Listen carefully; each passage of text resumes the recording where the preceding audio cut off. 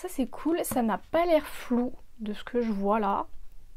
Par contre c'est pas droit, mais vas-y, on n'est pas perfectionniste ici. Du moins on ne l'est plus.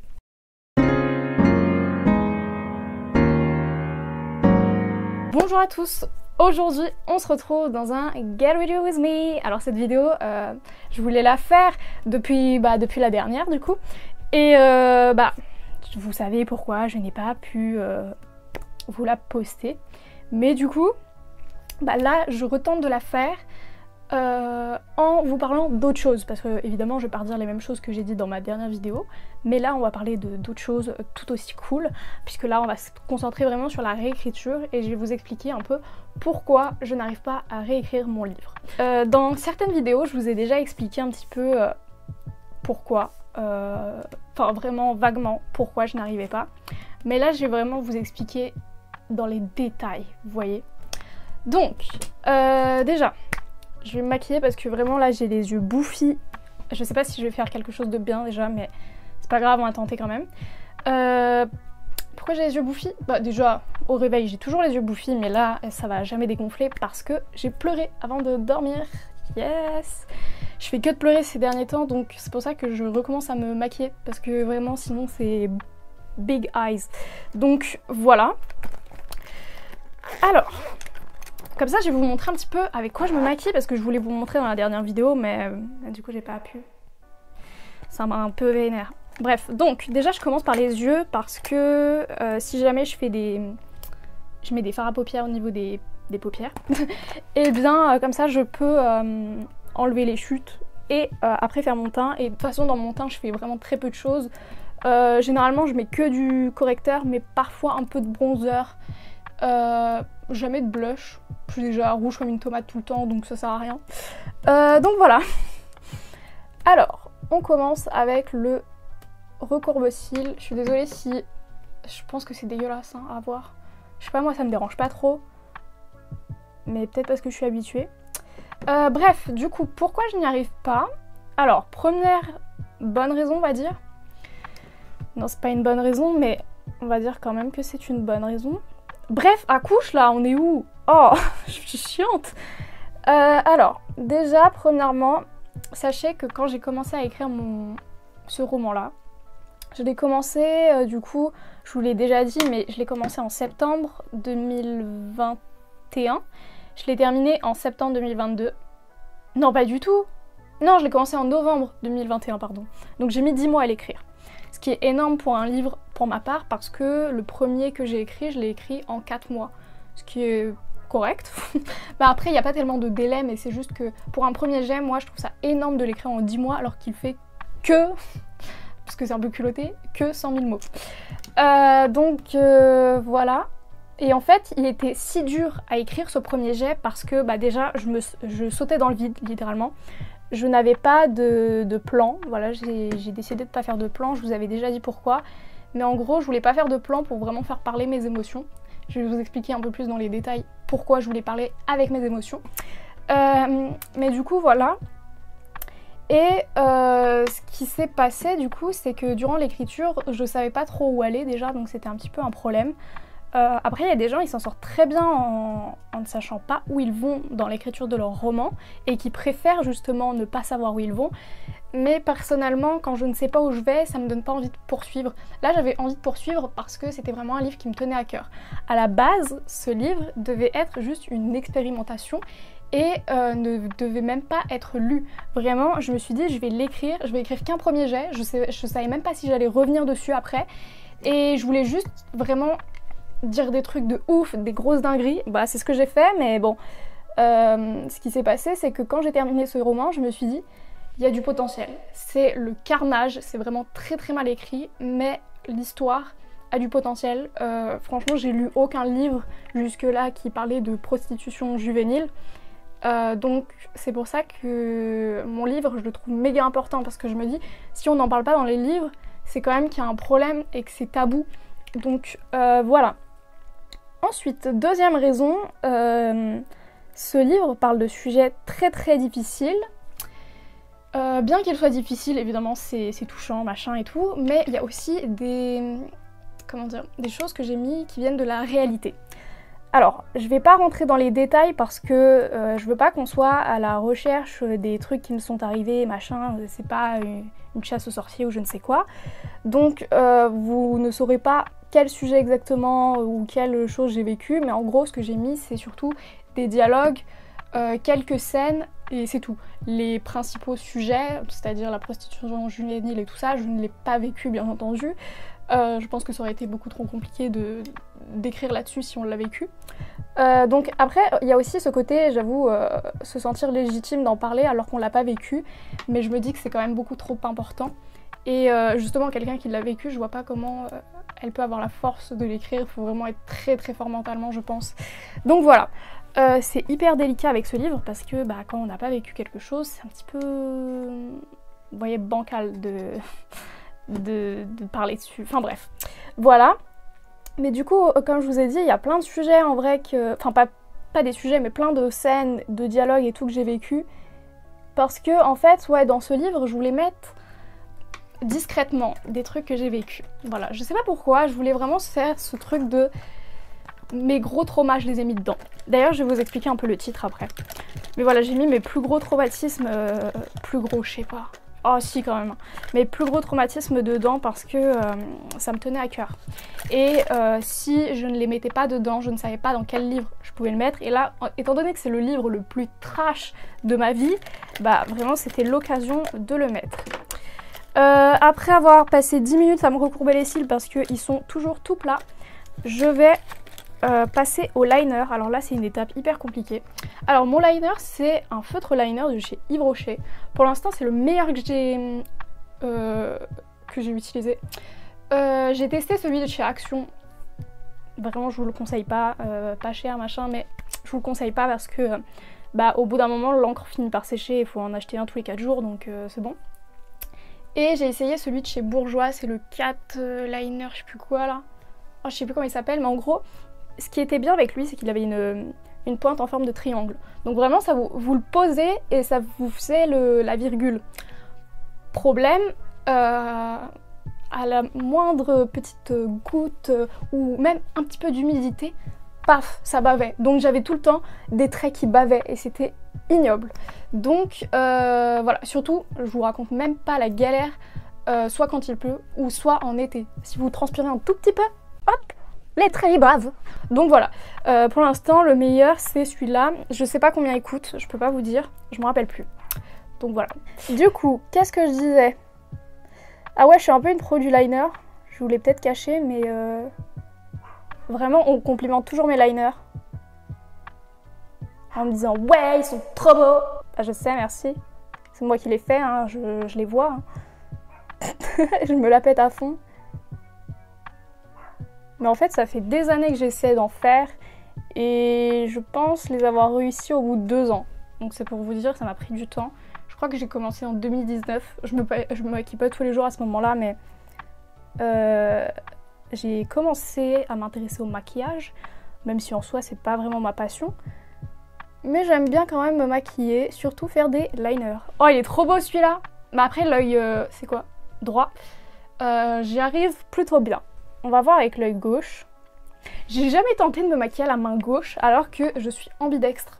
Je sais pas si vous le saviez, mais je suis ambidextre. Mais j'ai jamais tenté de me maquiller à la main gauche, je sais pas trop pourquoi. Ouais, non, je sais pas, ça n'a pas été un réflexe. Pourtant, je fais plein de trucs de la main gauche, hein, je vous assure. Enfin bref. Oh, ça va de ouf, je les ai grave gérés. Et vous savez pourquoi j'ai pas réussi à faire mes liners pendant 2 ans? Oui, on parle un peu de make-up, parce que quand même je me maquille, donc voilà. C'est parce que j'avais les paupières tombantes. Donc ça, c'est un truc à savoir. Si jamais vous vous maquillez et que vos liners, ils font la tronche, c'est parce que probablement vous avez les paupières tombantes. Et ce qu'il faut faire, c'est que, je sais pas si vous allez voir, quand je ferme mon œil, en gros, la virgule, elle est pas droite comme ça. J'aurais fait... Mais quand je l'ouvre, elle est nickel ma pointe, quoi. Voilà. Bref, c'est à peu près tout pour ça. Maintenant, je mets des petites paillettes dans mon coin interne. Voilà, c'est pas un truc de ouf, hein. Vous pouvez mettre de l'highlighter ou peu importe, ou des fards à paupières. Bref, c'est pas un tuto make-up à la base, donc je vais reparler de mon livre là.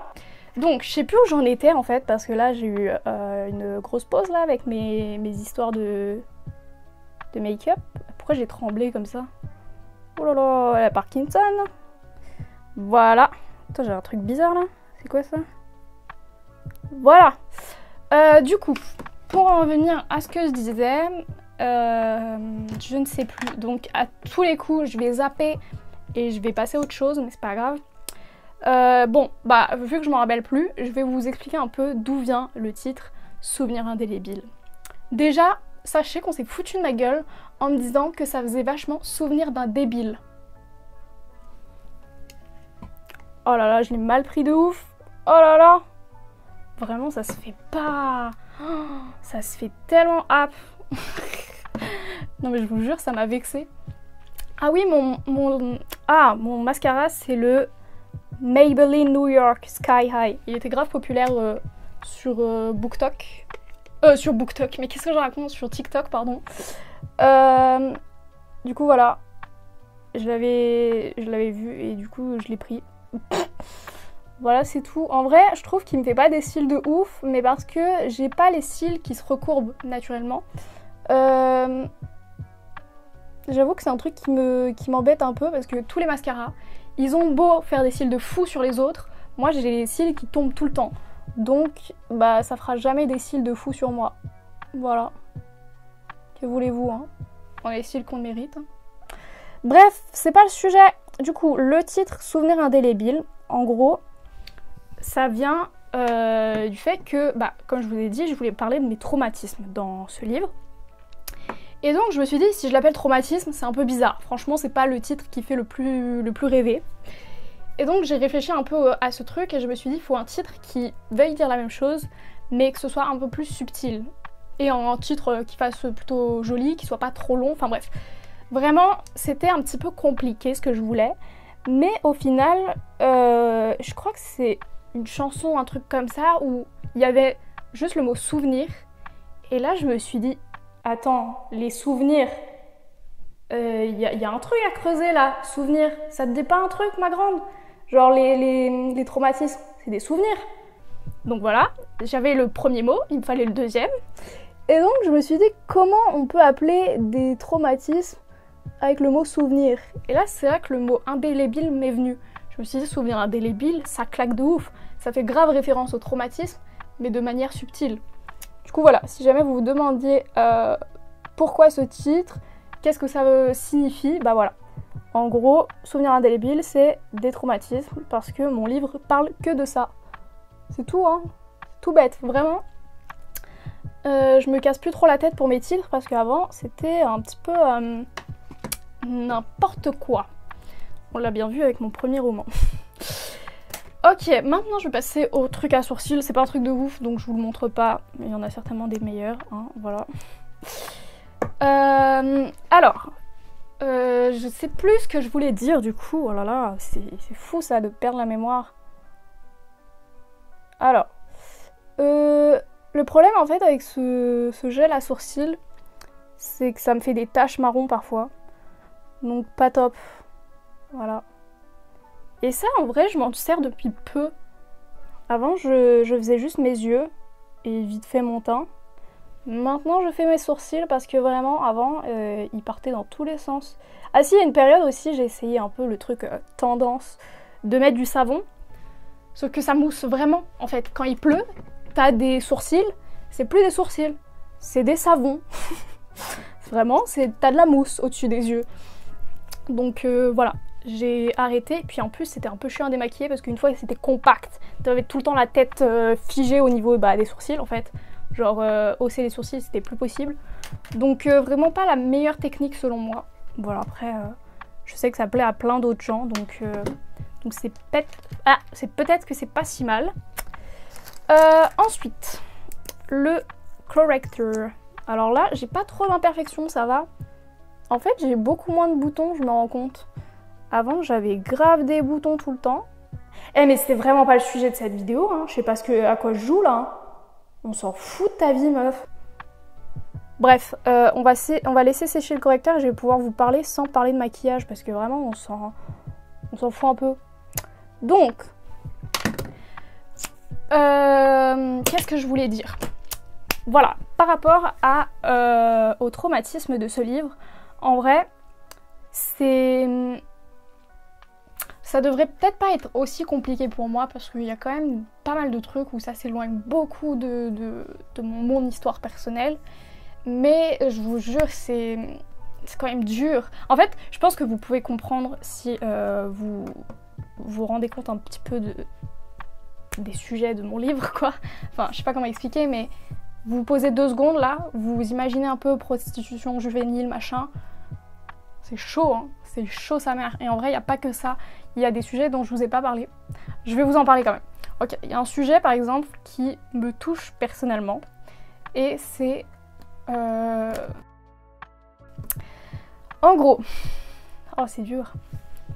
En gros, dans ce livre, j'ai voulu parler... Et je vous dirai pas quel personnage est alcoolique. Voilà, j'ai pas envie de vous spoiler ou quoi parce que... Bref, si vous lisez un jour mon livre, vous verrez. Mais je voulais parler de ce sujet, mais je crois que j'ai pas trop assumé. Du coup, j'en ai vaguement parlé. J'ai mis aucune scène où on voit une personne réellement alcoolique. J'ai juste en gros posé le mot et c'est tout.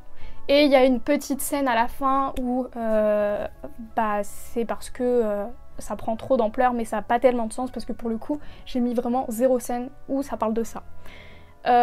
Vraiment, je voulais pas rentrer en profondeur lors du premier jet sur ce sujet parce que c'était douloureux. Vraiment, je vous jure que c'est quelque chose qui me fait beaucoup de peine. C'est pour ça que... Enfin, qui me fait beaucoup de peine, pas tellement de la peine, mais bon, bref. En gros, c'est pour ça qu'à l'heure actuelle, je ne bois aucune goutte d'alcool. Je n'ai vraiment jamais goûté à l'alcool. Parce que voilà, c'est quelque chose qui m'a traumatisée, qui me met pas bien. Donc voilà, je suis désolée, ma caméra a coupé, donc si mon anti-cerne est un peu étalé, c'est normal. Bref, du coup, j'étais en train de dire... je ne sais plus. Enfin bref, tout ça pour dire que pour être honnête avec vous, en fait dans ma vidéo où je parlais de mon livre, je n'ai pas osé vous parler de ce sujet. Et en vrai, il y a plein de sujets dont je parle dans mon livre et dont je vous ai pas parlé parce que après ça peut être des spoils ou des trucs comme ça. Mais ce sujet-là, c'est pas tellement un spoil parce que ça devrait apparaître dès le début du livre. Parce que ça fait pas... C'est un spoil, je vais rien dire.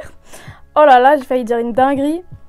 Mais du coup voilà, c'est quand même quelque chose qui m'a traumatisée quoi, donc vous en parler c'était un peu compliqué pour moi.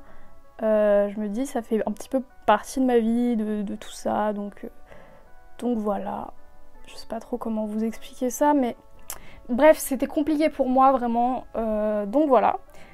Après, comment vous dire ça,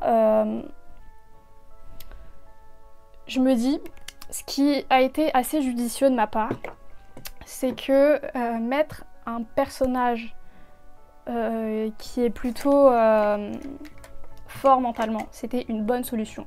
Parce que dans mon premier livre, j'ai voulu m'enfoncer en mettant un personnage qui était au fond du gouffre.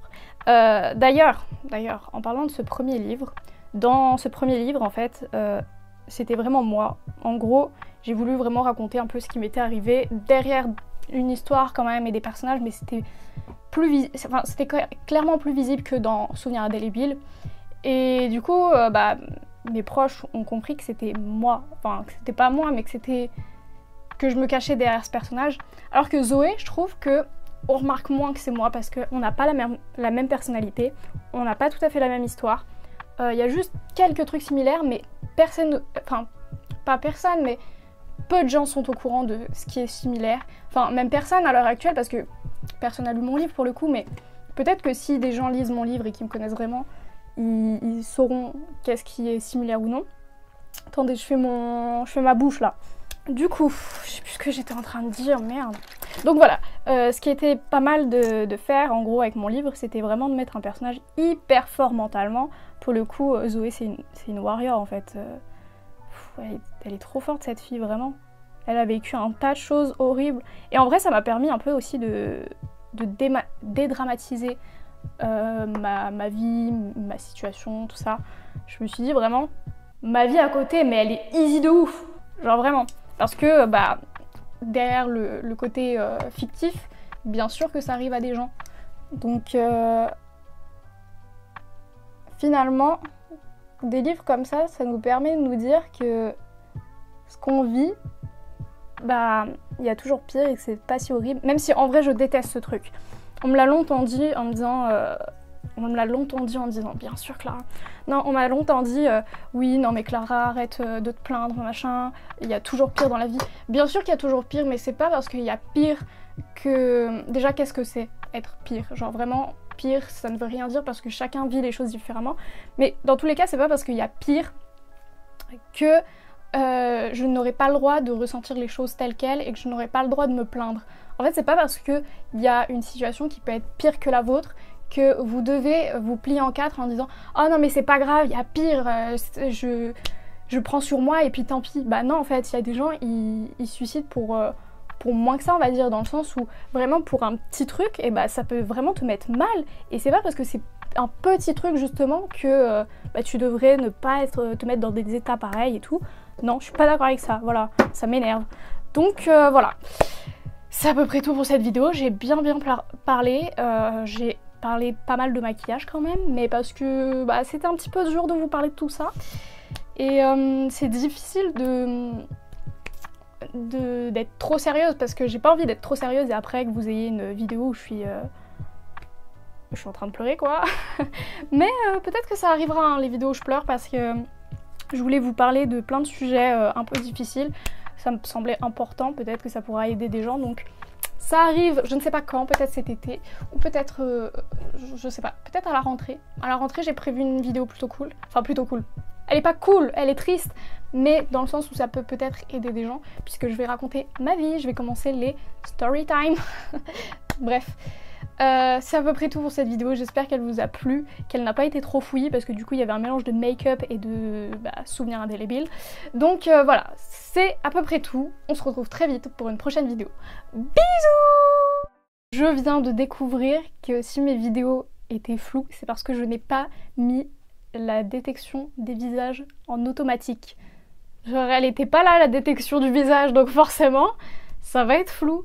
Mais je suis vraiment une débile hein. Ça fait des vingtaines de vidéos que je filme comme ça sans me rendre compte qu'il y a la détection du visage automatique. Bref, bah du coup j'espère que c'est mieux.